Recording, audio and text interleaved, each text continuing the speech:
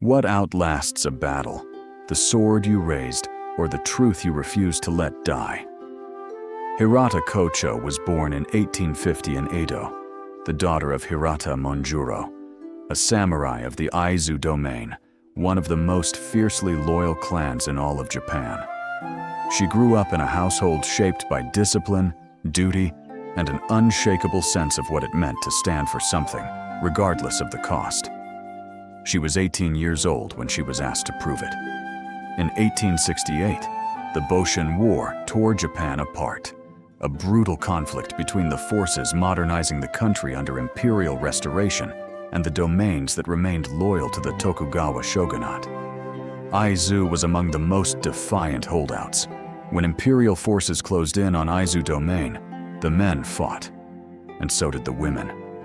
Kochō joined the Jōshitai, the women's fighting unit that defended Aizu during its final desperate stand. Alongside figures like Nakano Takeko, Yoda Kikuko, and Jinbo Yukiko, she took up arms not because war was romantic or glorious, but because her home, her people, and everything her father had raised her to protect were under direct assault. These women fought in real combat. They were not symbolic. They were not decorative. They bled for Aizu the same way the men did, and some of them died for it. Aizu fell anyway. What Kochō did next may have been her most important act of all. She survived, and she remembered. Her personal memoirs became one of the primary historical sources through which scholars have reconstructed the participation of women in the defense of Aizu. Without her testimony, many of those women would have vanished from history entirely. She died in 1885, at 35 years old.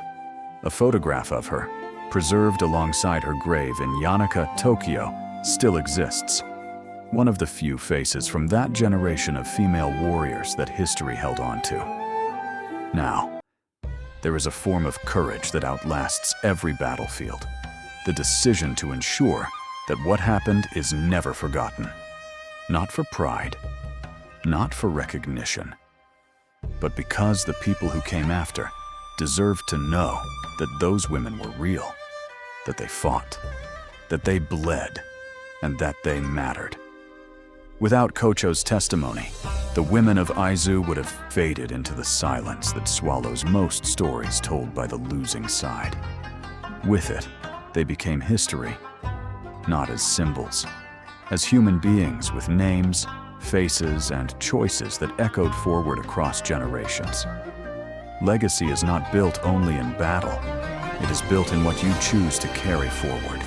The truths you refuse to let dissolve, the stories you insist on preserving, the proof you leave behind that something real happened here and that it deserves to be remembered. Ready for warrior wisdom that honors every weapon, including the ones made of words and memory. Subscribe to Kensei Code for weekly episodes exploring the warriors, women, and witnesses of Japanese history who fought and remembered so others wouldn't have to start from nothing. Drop a comment. What truth are you carrying that needs to be told? Share it. Someone needs permission to bear witness today. Kochō survived to remember. Make sure what you carry doesn't die with you.